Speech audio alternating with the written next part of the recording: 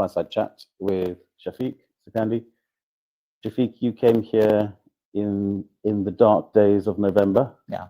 A little bit brighter out there. It's still a bit wet, but welcome to Dunstan Thomas. And this session is really being sponsored by Singing Gorilla Projects, which you are, of course, an important stakeholder of. So before we kind of launch into some questions and topics which we've been chatting about, it's probably worth saying that people can ask questions, and I think, Alex, you'll probably administer those for us and pose them back to us as and when they come through. But for those of you who don't know, just describe your job and your role and the part of the country that you are working in. Yeah, thank you, Chris. First of all, I'm happy to be in UK once again. I was here last time in November, December, and this time I'm here. I want to thank Singing Gorilla Projects, Thomas and Dunstan Group, for hosting me here. I'm called Shafiq Sekandi Sengova. I'm the resident district commissioner for Kisoro. I come from Uganda, and the resident district commissioner in Uganda is the representative of His Excellency the President. So I represent the President of the Republic of Uganda in Kisoro district. I'm happy to be here once again. Mm-hmm. Yeah, and you've mentioned that you are the commissioner for a district. And can you describe what a district is, and the size, and describe in Kisoro what it is? Uganda is at the center. We have the central government, but administratively, Uganda is categorized into districts, and we have 146 districts in Uganda. And the district is an administrative unit which is head the government to manage service delivery, like health, like education, like water, like production activities. So the RDC represents government, central government in a district. So I represent the president, but also I represent central government. The arrangement in Uganda is that we have also local governments which are headed by a district chairperson who is politically elected, but the RDC is appointed by the center to represent and make sure interests of the central government are well implemented at the district level. So as an RDC, my first role constitutionally given to me is to make sure there's security in the district, that there's peace and stability. And by so doing, I coordinate all the security agencies, the army, the police, the prison services, the intelligence agencies, the court, and all agencies which provide security services. And we conduct regular meetings, we monitor, we make sure that people are not disturbed and they have peace. Secondly, as also RDC representing the central government, my second duty is to monitor the implementation of government services in that particular district. Government appropriates money through ministries to do work in the districts. And then I have to put an eye on what was promised to do, how it's being done, and the successes, but I also report the shortcomings. So I move a lot to see government projects done through monitoring, construction of road networks, construction of power lines, construction of classrooms, and the payment of workers, payment of service providers, and also checking corruption and excesses. So by monitoring, I want to see that the standards are well maintained as per the BOQs and programs. But I also monitor to check that there are no excesses, there's no embezzling, there's no abuse of office. So that is also my work. But also as an RDC, I also try to sensitize the masses about the government programs and projects to make the masses aware of what is government providing, what they should expect, and how it's being conducted. So in terms of health service provision, in terms of learning of the children, in terms of agricultural production, and that kind of stuff. So as an RDC, I do monitoring, I do mobilization, I do sensitization, and also I make sure that there's compliance to the standards set in the government programs. Yeah. Right. I suspect we could probably have some of your services used in government here as well. Yeah. With regards to embezzlement and everything else, but yeah. But then that's a different question altogether. Yes. Different subject. But tell us more about the Kisoro district itself. Kisoro is at the extreme end. It's a border district at the bottom of Uganda. It is one of the hardest to reach districts of Uganda. It's around 500 kilometers from capital city Kampala, and it borders with the DR Congo in the west, and also it borders with the Rwanda on the south. So it's at when the map of Uganda was being drawn in 1926, the first pillar was placed in Kisoro. Then the map was drawn throughout Kalamoja, throughout Lake Victoria, and then back. So we popularly say that Uganda starts from Kisoro and ends in Kisoro. Pillar number one and pillar number last. That's the popularity about that district. But Kisoro is a densely populated district. There's high population growth. We are talking about around 350,000 people. There's high land fragmentation because of the population pressures. People mainly are farmers. They do cultivation because it's the only source of income they have. But Kisoro also has other economic activities which are very popular. For instance, we have tourism. Kisoro has 2 national parks. We have Mogahinga National Park in the mountains of Mogahinga. We also have Bwindi Impenetrable National Park, which has the popular mountain gorillas. So we get very many visitors, tourists who come to see the beautiful mountains, the beautiful lakes, the landscape, the vegetation, and then the mountain gorillas. We also have buffaloes in Kisoro. We have elephants. We have beautiful birds. We have many attractive features, the rivers. So we get many people coming to see the tourism attraction in that area. Yeah. Winston Churchill, I believe, spent some time in Kisoro, and I think he described the Kisoro district as the Pearl of Africa, or he described Uganda as the Pearl of Africa. It is truly a beautiful part of and the continent. The thing about the Kisoro district and that part of Uganda is that it has 4 seasons. There's 2 dry seasons and then there's 2 wet seasons. And if I remember correctly, we're just going into the wet season now. Talk to us a little bit about some of the challenges that you're faced with when the wet season starts. Okay, maybe taking back on the point of Winston Churchill, when he came to Uganda, he visited Kisoro, and then he went on top of the hill. There's a place called Jifumba. It is 4,300 meters above sea level. So he reached that spot and he was able to see the beautiful mountains. He saw the lakes, Lake Mutanda, Lake Mrehe, Lake Chahafi. He saw the rivers. He saw the green vegetation cover. He saw the landscape and the beauty, really excited him. And he declared Uganda the Pearl of Africa. And that's why every tourist would love to reach Kisoro. Very attractive. And you see, to reach Kisoro, you go through snake-like roads because you cannot drive straight. So our roads are constructed in the form of a contour. You go sloping down and then you climb up, then you go sloping down until you reach the place. It's very attractive. But because of that landscape, Kisoro is mountainous because of Mogahinga. We have Muhavura, we have Sabinyo. These are volcanoes. Actually, these are the volcanoes. They are more like Muhavura is a volcanic hill mountain. In the past, it used to erupt, and it would produce magma, and it solidifies. But when the magma solidifies, it leaves a rock-like land structure.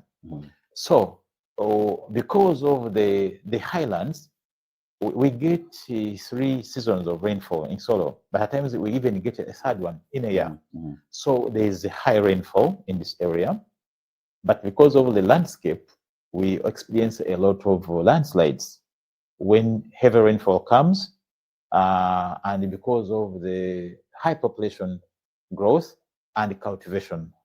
People have cultivated on all the hilltops, leaving them bare. So when heavy rains come, they wash down all the soils, and then the big volumes of water come as floods from the hilltops, and then they wash away everything they find along the path. So whenever we get rainfall, we get cases of death. For example, last year, 6 people died because of the floods. The houses are washed away. People's gardens are also washed away. Animals like cows, like goats, like sheep, they are taken by the floods and they die. Schools are also destroyed because when water comes, it does not discriminate.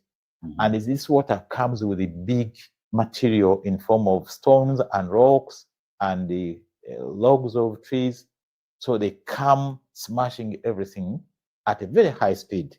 And all this is caused by the high human activity in terms of agriculture along the hilltops. So it has been catastrophic. Whenever we get heavy rains in that area, we expect trouble. But it's also characterized by lightning.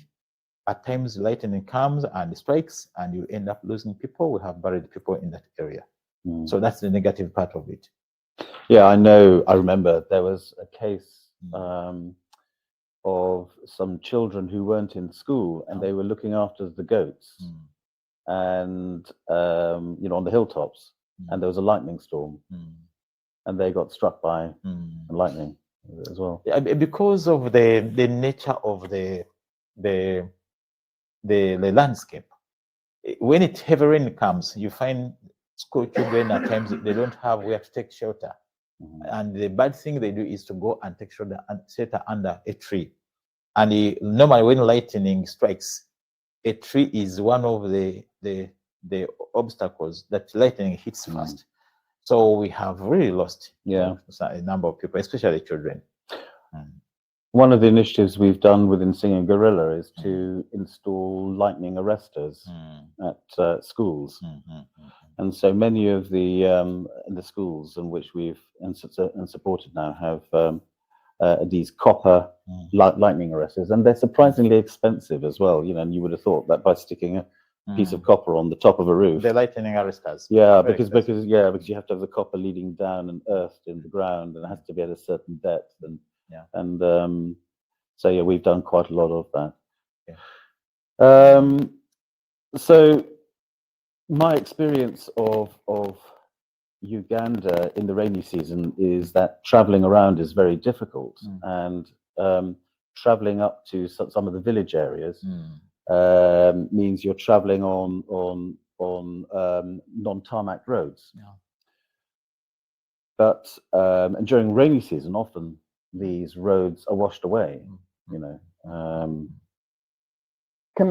you talk a little bit about the challenges faced with road building and the remoteness of the area? The challenge we have in the Kisoro district is that when heavy rainfall starts, it carries the mudslides from the hilltops, and then when it comes down, it blocks the road. So you find accessibility to many areas becomes a problem. Many tourists cannot continue to their destinations, and you need like a grader to come and remove the big heaps of soils that are carried from the hilltops. And it may take a day or two. And at times you find the local government does not have the budget, especially if the volume of soils carried are too huge. You may find a hill forming up in the middle of the road. And these are soft, muddy soils with the stones and rocks and sticks. So removing them with the manual labor is not possible. You need machines. So it's a big challenge. Then two, when it rains, okay, it also affects the movement of goods from the remote areas to the markets. It also affects the school learning children. You may find some children cannot go, or the teachers cannot ride motorcycles and then go to where they teach. At times, it also affects people like ambulance services. If, for instance, a delivering mother fails to deliver normally, and then the mother is put in an ambulance, then you go and find a heap of souls blocking the road, the ambulance cannot continue. So chances are high that the mother will lose life. So we face such challenges, and the road construction in Kisoro is very expensive because of the nature of the terrain, and the place is rocky. So the cost of maintaining a road in that hilly area is very high. So you find that the district does not have sufficient budget to open the roads and make them permanent, and even put the maram to the good standards. And as you know, the soil texture in soil is black and soft. So getting even maram to compact the road is very expensive, because maram has to come from like 40 kilometers, and then you climb the hills, which is also very cumbersome. I remember it must be about 4 or 5 years ago when the rains came. I was driving from Kisoro up to Inkaringo, and the road ahead of us had just fallen away. But apparently it was the local community who sabotaged the road. What they wanted to do was to break the road so it would convince the local district to come and make it better and improve it. And so sometimes you find that the local community are working with the climate. Because of the post-COVID era, the central government cut down the budget it gives the district for road maintenance. So the communities want to see graders coming to every bad section, but because of insufficient funds, you cannot do it everywhere. It's required. So we have those limitations, but we are doing our level best. But in the other areas also, the communities have been supportive, because they know the importance of getting the services, the importance of getting the visitors who are coming for tourism. So they also use their own local initiative, and they unblock the roads to allow the vehicles to pass. So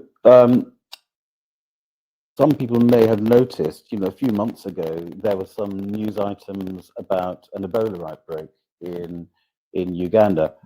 And of course, for us here in the UK, as soon as somebody mentions Ebola, it's like and something which we can't really understand or experience. It's something which we don't suffer from here. But clearly it is a deadly disease. And the thing I'm interested in understanding is what made it spread so quickly last year, because it was quite a sizable outbreak. And how was Uganda able to make it go away so quickly as well, and deal with it? Thank you, Chris. Ebola is a very deadly disease. It's even worse than Ebola, because once it gets you and it enters your body, chances of survival are less than 10%. Whereas on a COVID, you could persist and struggle and get the medication and recover. But under Ebola, chances are high that you will die. So in September last year, on around 20th, that's when the first case of Ebola was reported in the Mubende district. There was a younger man of 24 years who came to the health unit of Mubende. He was vomiting, he had the high temperature, he had the general body pain, so he was complaining. Then when he reached the health unit, eventually he started vomiting blood. So the medical workers became suspicious, because the signs and symptoms were like those of Ebola. So they removed the samples and took them to the government laboratory in Entebbe, and then the results confirmed that this was a case of Ebola. And this time it was a Sudanese viral disease, not the other old Ebola, which of Congo, which we were conversant with. So immediately they reported, Ministry of Health and the World Health Organization. After the results, they confirmed. Now, after that case, contact tracing started, and the ministry identified 4,000 cases. Wow. You see, the problem with Ebola is that for you to contract it, you must get in touch. You must share the fluids, either through sweat, or through touching the vomit, or through touching the diarrhea or the saliva of an infected person. So if a person touches a seat, like I'm seated here, on a table, or on a pen, or moving in a vehicle, and he touches the door, and you also come and touch, chances are high because you are now got into contact with the fluids. So that's why it spread very fast. And at the beginning, when the Ministry of Health and WHO declared this case, the local people did not agree. They went on with speculation. They were calling it witchcraft. They said, no, that person was bewitched. And many other cases had happened before, but the government didn't know. And many people who were getting vomiting, high blood temperature, and diarrhea, they were taking them to witch doctors in shrines to get herbal medicine. They were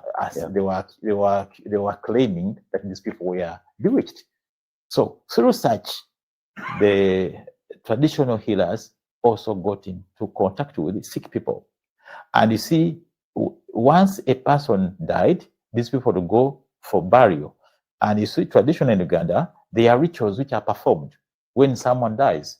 So they would bring the dead body, bring water, wash the dead body, and by so doing, they were getting in touch with the spread of the Ebola.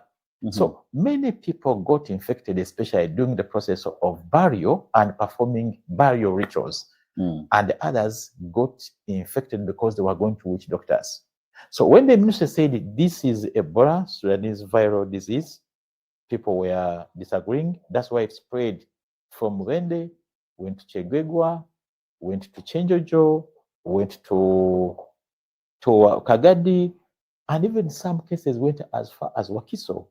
Yes. I remember of a case of a person who went to a witch doctor, and he was positive, but he refused to go to the hospital. He boarded a taxi and went up to Nakaseke. And those are like 200 kilometers from Mubende to a witch doctor. Stayed there 4 days. The situation worsens. Then that person again moved from Nakaseke to Children's Hospital in Kampala. And this is a very big hospital. And you can see this person came in taxi, and he was hiding the sickness, and the taxi carries 14 passengers. So he got into contact with another 14 people. Then the medical workers who received in human children didn't know. So that's how Ebola spread very fast. There was also the component of politics.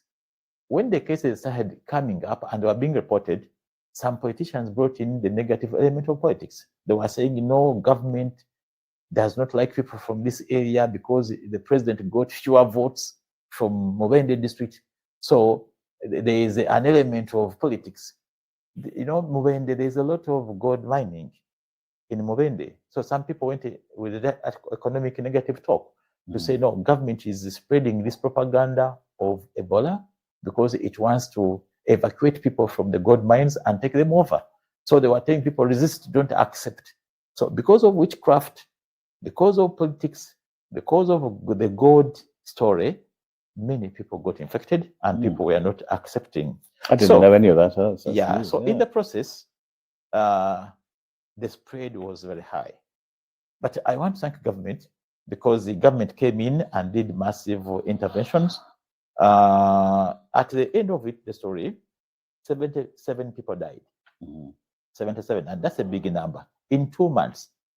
And out of the 77, 55 died from the health centers under the hands of the medical workers.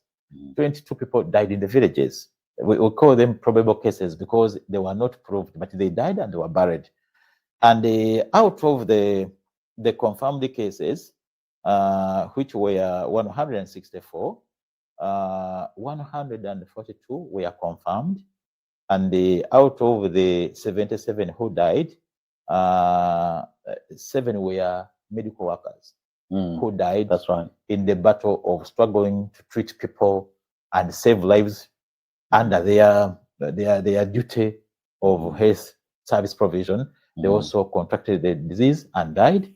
You must have heard of a famous doctor called Muhammad Ali. Muhammad Ali was a student from Tanzania. He had come to Mubende. He was doing masters.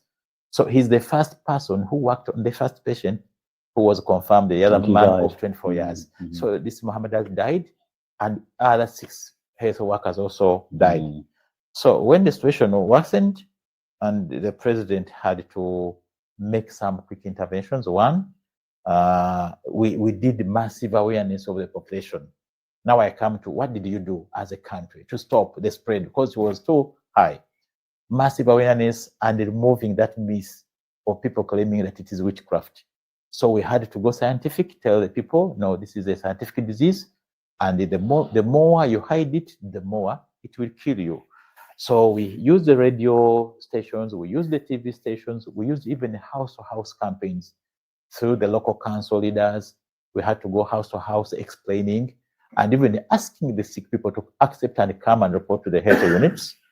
And the mobile vans were deployed in the villages. The safe and dignified burial teams were formed, and we took over all the burials. Whoever died, we could not allow the locals to bury.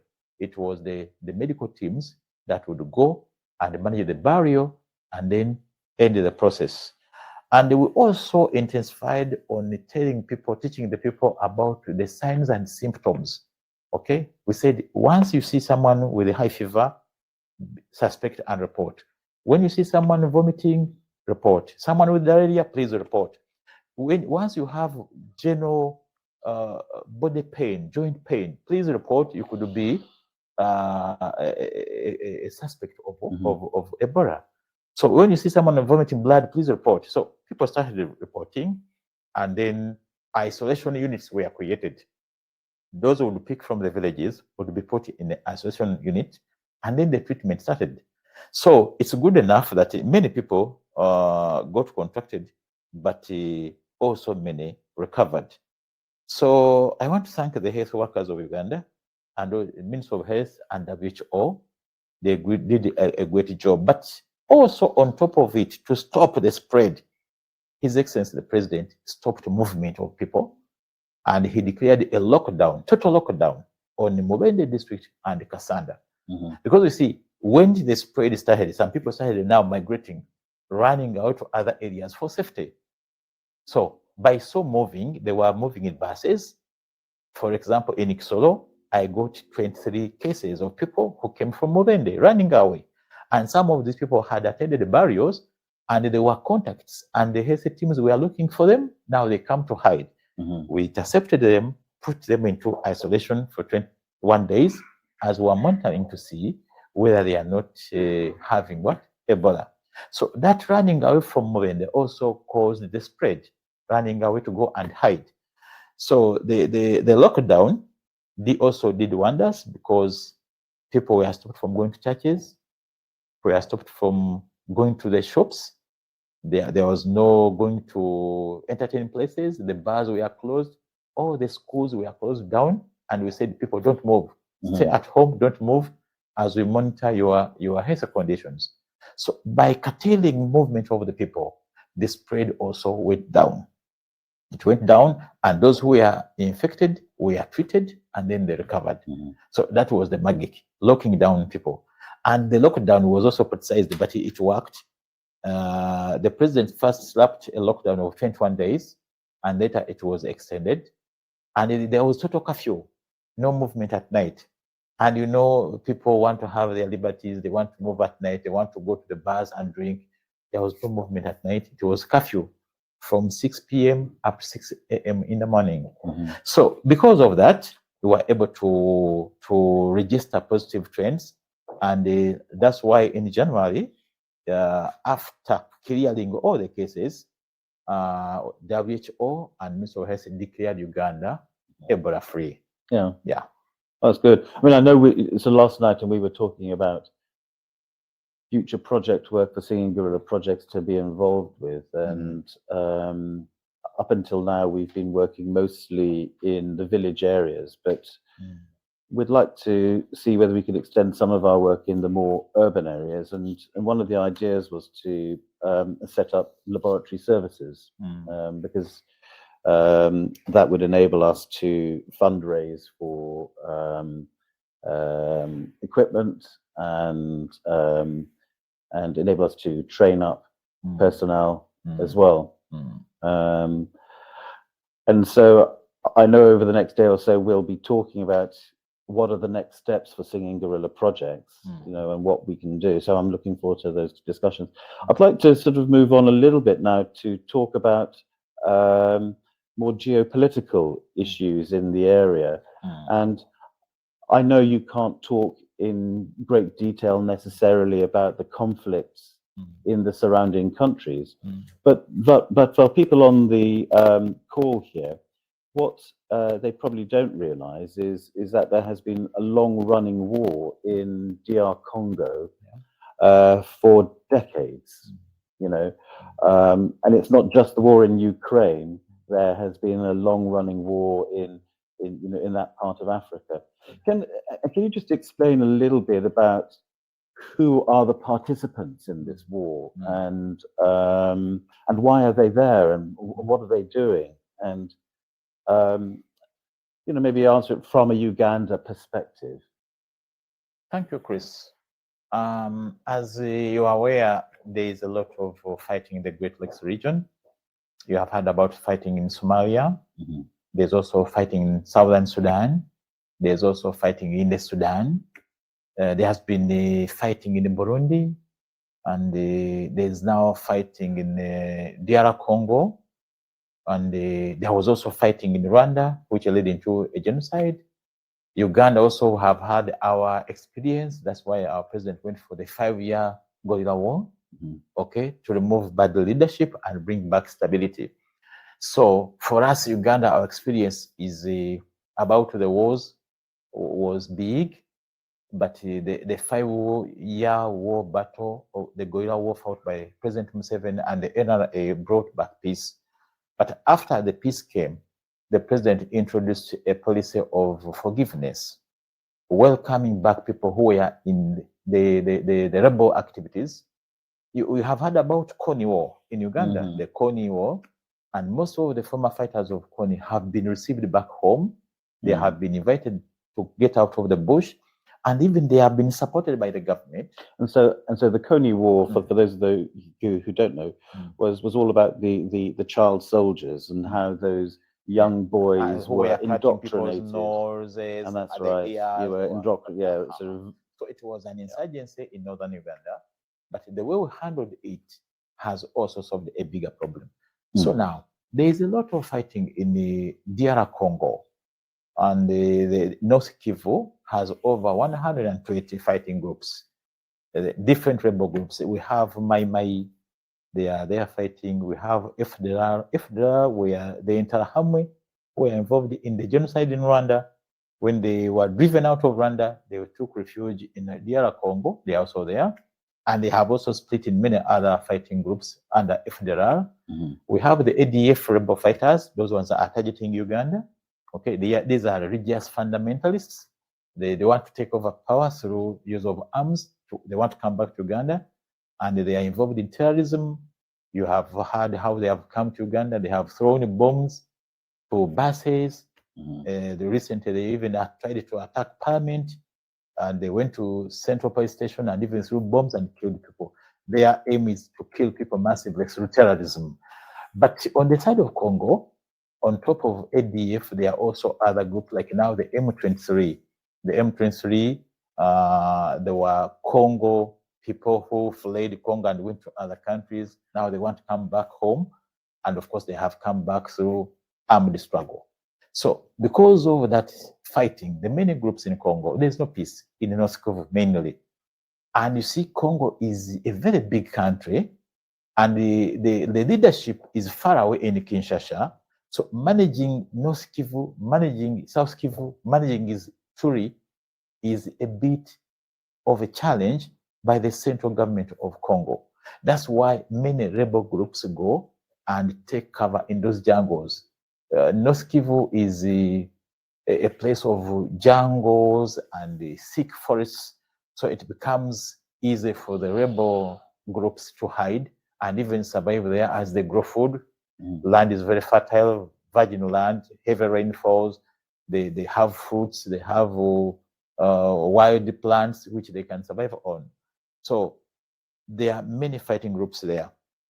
The FARDC, that's the Army of Congo, has also not had enough capacity to manage that huge size of Congo and also pay special attention to North Kivu.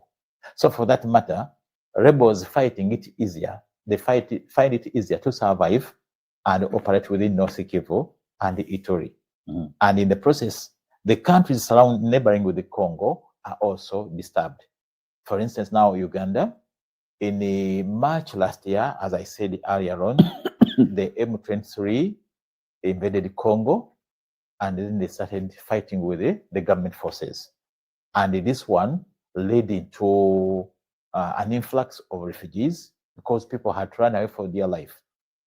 And it's interesting that the people of Congo, the civilian population, they know that once there's trouble, once they know the only peaceful area is Uganda. And in Uganda, the gate is Kisoro. So as a chairman security, given in full observation with the international refugee laws, we had to receive them. And between March last year up to December, we received around approximately 150,000 asylum seekers from Congo. The children, many children, the mothers, the elderly came running for their dear lives. So we received them in Kisoro. Many slept on the verandas of shops. Others went under trees. Others had to take refuge in schools, in churches, in mosques, at health centers, and the others we had to admit them in the transit center.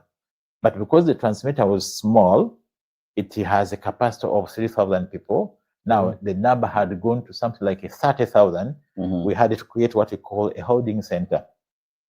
So between March and almost December, Kisoro has been full because of the refugees running away from the war of Congo.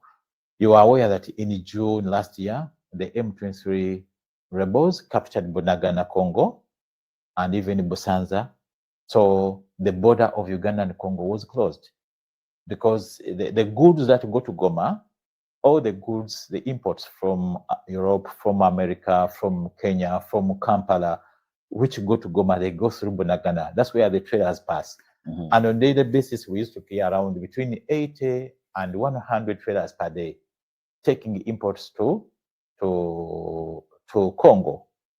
But now, when the border was closed, because the M23 captured the Bunagana, Congo, government of Uganda could not continue clearing traders because the legitimate government in Congo had collapsed down. The officials of Congo, like customs, had run away. Immigration was not there. Police of Congo was no longer there. So there are no people who could deal with to clear goods and services to that area. And from June last year up to now, that is the status quo. The rebels are on the other side, but for us, UPDF deployed very well, and there is no disturbance on our side. But the Congo people have suffered a lot. Because you stay in the camp for almost a year, you are not eating, you are not cultivating, you are not doing business. As the Congolese suffer, we have also suffered as Uganda, because the border life at the border means export trade. We have big export trade between nations. We also have a small export trade between individuals. We have hundreds of women and men in Bunagana who used to go to Congo, take fish, they sell, and then come back with beans. They take sodas, they take salt, cooking oil, and essential commodities generally.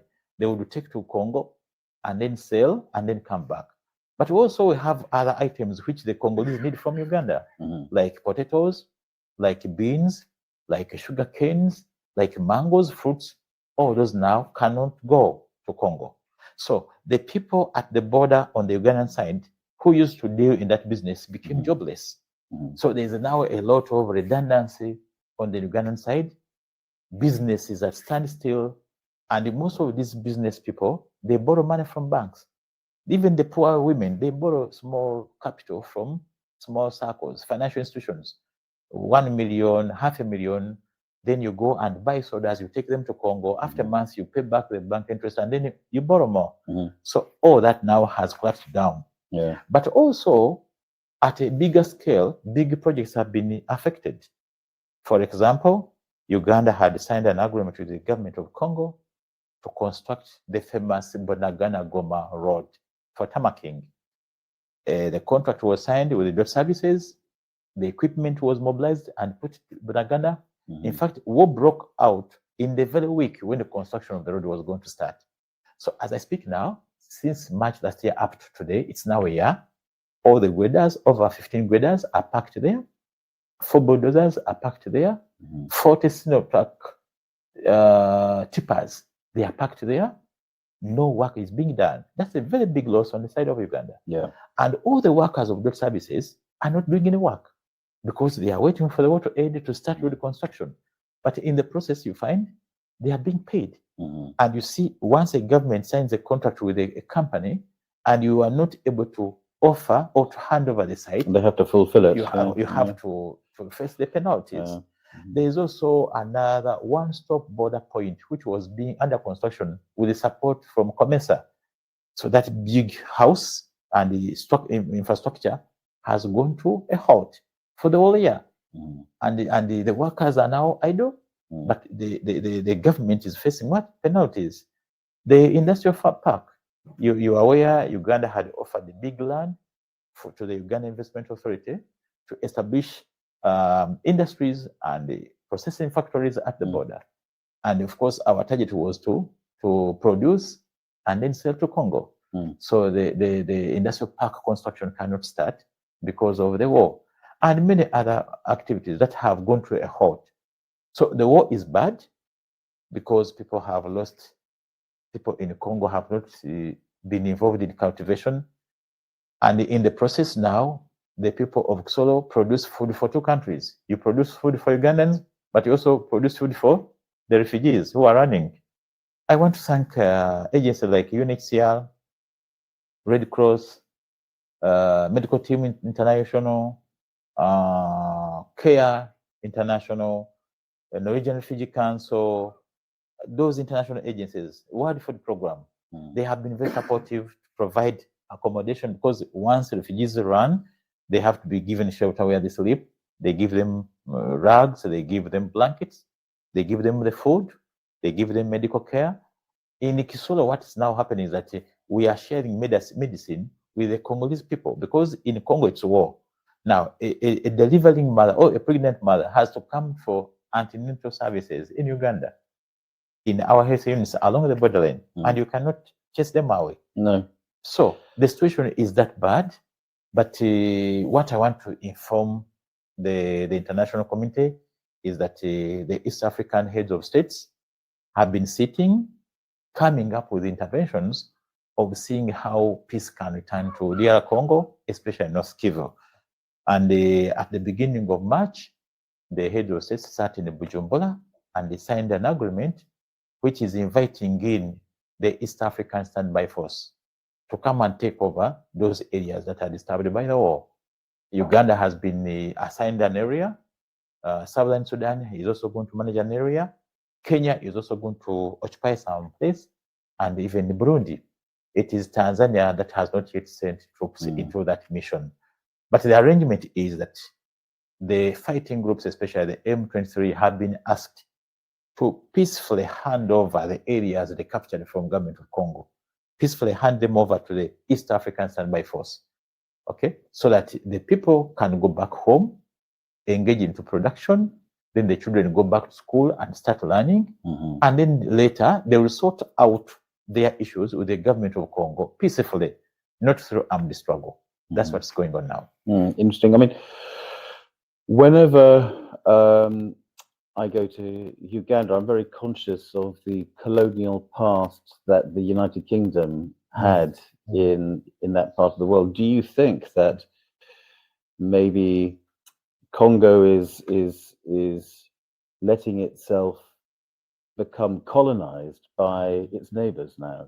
Or do you think that there is enough controls to ensure that once the M23 lay down their arms, the countries will then return back out of Congo so that it becomes, its own state governed by Kinshasa? Like as I said earlier on, first of all, Congo has become too big to be managed by central government in Kinshasa. I don't know what the government of Congo is thinking about that in terms of taking services nearer to the people, including security. That's one. Two, the European Union was in Kisoro 2 weeks ago, and the 10 ambassadors of the European Union came. The ambassador of Germany, the ambassador of Italy, ambassador of France, Belgium, Denmark, Netherlands, Ireland, Sweden. They came to assess the situation in Kisoro. And I think as European Union, they are also looking at possible interventions they can make to support Congo to have peace. And for us, Uganda, we don't have any problem with them. They came, we took them around, and they were able to see. So at that international level, European Union, UNPC, UN Security Council, and other international agencies have to come in to guide, because it's only not one group that's fighting. There are many other groups. This one can cease fire, another one also comes up, and then we mean the same circus. Yeah, well, I'm looking forward to some stability in the Buruguna border area, because that is, of course, which you mentioned, where an industrial park was going to be built. And one of the ideas that we had as Singing Gorilla projects was to see how we could work with young entrepreneurs to support them in building a small business, learning the disciplines of running a small business. And again, so long as there is peace and security in the area, and this is of course your job, well, then that type of initiative can then happen. But I think we're starting to sort of run down the clock a little bit, and we've got 10 minutes left. And I was just seeing whether there's any questions which are coming through. Great stuff, thanks. First one is what is the government doing?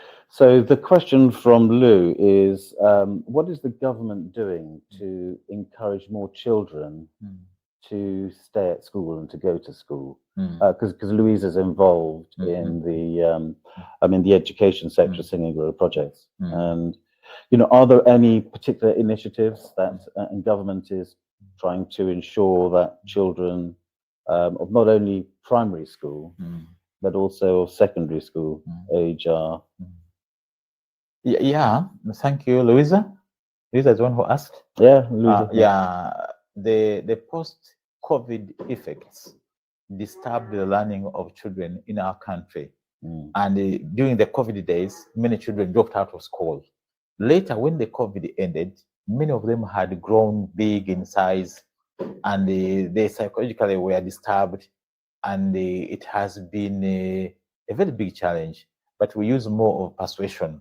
That's why government even allowed them to move to the next classes, so that the big girls and big boys are not seen to be sitting with small children because of that. That's one. Two, the role of the parent. The parent, it's the duty of the parent to nurture a child and encourage the child to get basic education. There are some parents who are very negligent. They don't care. The children are there, they manufacture them, and they grow and push them into the world without basic education, and they suffer. So that's also another intervention. Three, government is also trying to enforce the law. because we have a law against child labor in our country, but the challenge has been enforcement. We have very many people, investors, who want to use children as laborers. I have seen many children in stone quarries. Yeah. In Kisoro, I've seen many children making bricks. Okay, in Kisoro, I've seen many children vending sugar canes. Okay, there are also children who go to the markets to sell polyethylene materials, to vend eggs, to vend tomatoes, mangoes. So all those children must be in school. But also, as government, we are trying also to persuade because there are many children who are also dropping out of schools because of the feeding. Feeding is a problem. A child goes to school, learns the whole day on an empty stomach. The morning hours, afternoon hours are about dozing. Yeah. So a child who goes to school and does not eat gets tired of learning, and by P3, P4, that child drops out of school. That's right. But we also have other unruly, I want to call them indisciplined Ugandans, who persuade girls and take them into marriage. And this one is two-way. There are parents who say, this girl is growing very fast, let the man take her for marriage. And there is that forced marriage, which and is at very what age common. group? And what age group? And would you see Yes. Young girls being sent off for marriage? For marriage, because they want to get to dowry. That's right. Okay, and other benefits from the girl.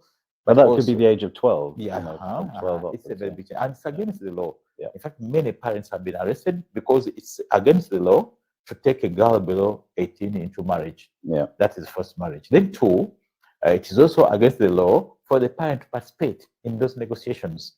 So we have many cases of defilement, we have many cases, but also the war disturbed the learning of children. When the children went out because of the bomb sharing, they end up not coming back to school.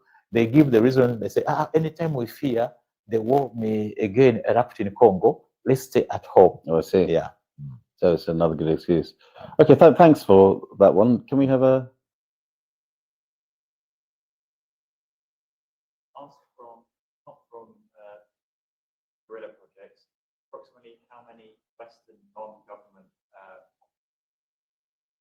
operate in the district and what do they contribute? This is non-Western. No, this is Western. Western.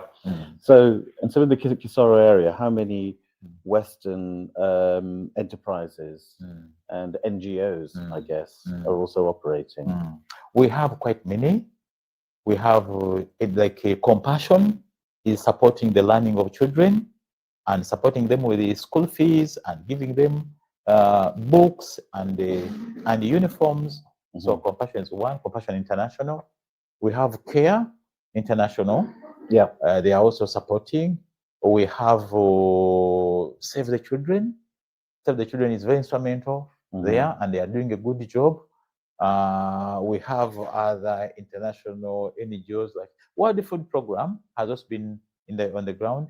UNHCR, in fact, UNHCR has come in to support the schools that were affected during the war, and they have started even building some classrooms for them and even restocking them with the furniture, because most of the furniture was used by the refugees to cook food. But we also have like a European Union is supporting National Forest Authority to restock the forests in Kisoro, because when the refugees were running away, all the trees were almost cut down to use them for building materials and also use them for firewood. So National Forest Authority is being supported by European Union to restock the forest and plant the trees. But also we have other agencies which come in to support the health sector. Okay, like Save the Children is supporting the health sector. USAID is a big one as well. Yeah, and the Norwegian Refugee Council is also supporting. Then we have CAFOMI. We have the Medical Teams International has come in to do the construction of health facilities in areas which normally receive the refugees, and they are putting up infrastructure in the health centers. And then the Singing Gorilla Project. Oh, Singoria is wonderful. I'm here because of Singorillas. I want to thank Chris and Singorillas Group for the support you have given our people in Kisoro. One, we have over 60 children who are getting a sponsorship for education, and some of them have even completed degrees, diploma education. Singular has also helped over 40 schools to construct classrooms and even supported them with the desks, which is furniture. But Singular also has supported over 70 elderly people with the water tanks, water harvesting tanks, because this area being mountainous, access to water is a very big challenge. There's a project in Wakiso, which we are running with Singular, which is going to see 120 households accessing piped water.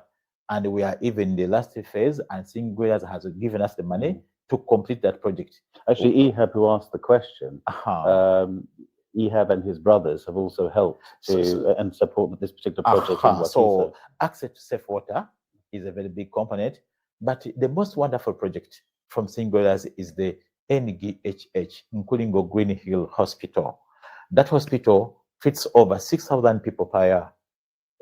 Singulars has put medical workers there, and they are paying them. Singulars has put up an infrastructure in that hospital. It started like a small unit, but now there's a laboratory, there's a maternity ward, there is a female ward, pediatric ward, there's a laboratory, there's a pharmacy, and now it is in the remotest area of Bwindi. And you know, that is 72 kilometers from Kisoro. So medical services through Singulars, by supporting that health unit, it's good. And the Singulars is putting medicine in that health unit. I am aware that a younger child comes with 6,000 shillings, Uganda shillings, to get services. Even if the medicine is worth 100,000, you only put 6,000 as the cost sharing. Right. And then the adult person pays 8,000. Even if it is a pregnant mother who's coming to deliver, that's the little you provide, and they give you all the medicine, they give you all the services, they treat all the families. So we are proud of Singulars, and please, that's why I came to UK this time, to give accountability of what we are doing, but also to ask you to continue serving people of Kisoro and the people of Wakiso, because these are hard to reach areas, and the communities there are very poor. Well, thanks for the plug on that one. Yeah. But there's some more questions, Alex? Yes. So the last question is from Louisa again, which is, what is the extent of child poverty? Gosh. Yeah. Okay, so this is another question from Louisa, and it's quite a big question, because we have to define what child poverty is. But what is the extent of child poverty in Uganda? And really, what is the government doing to ensure that children are better looked after, can go to school, are better fed?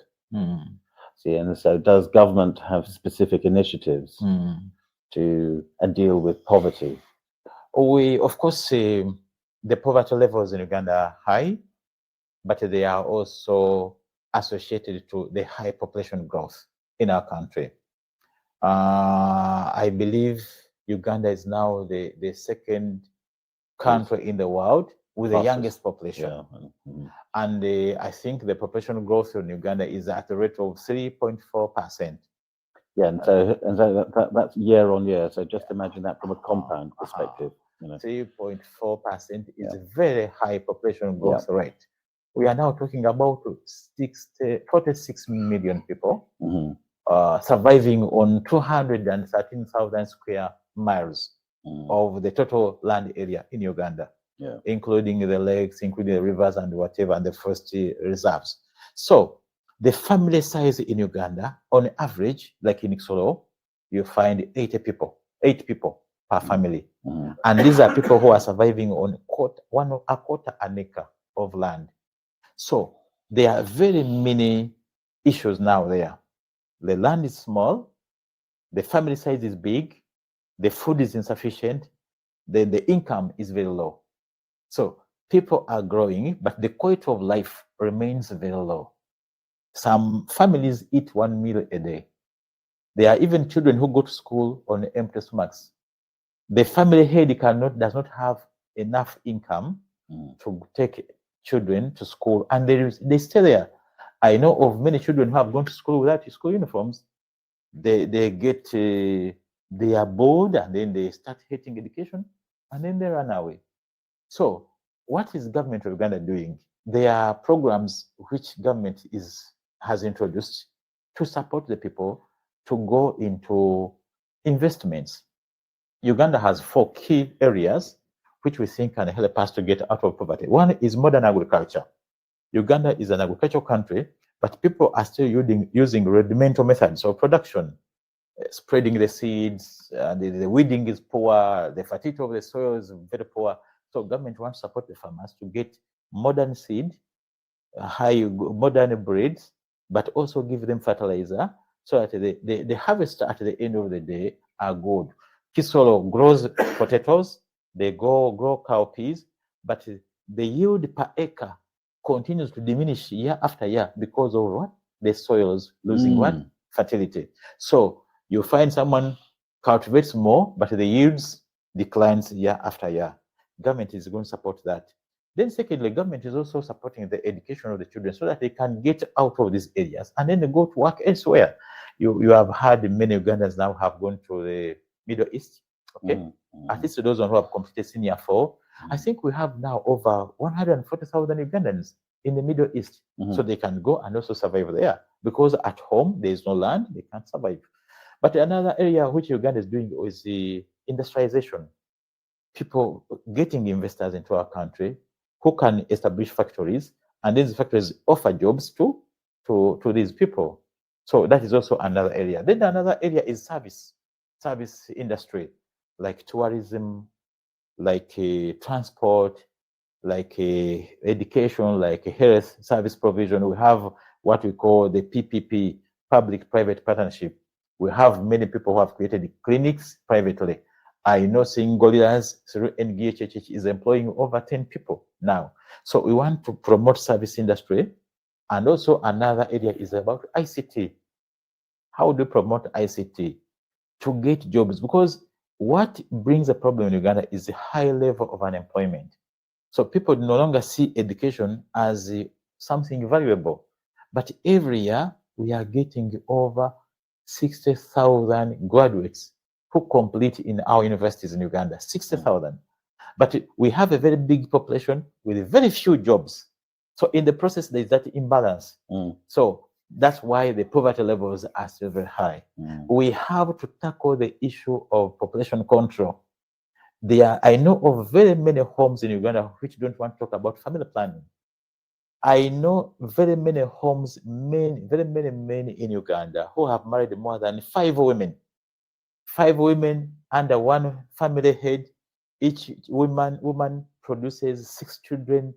That means 30 children will be produced under one family head. Yeah.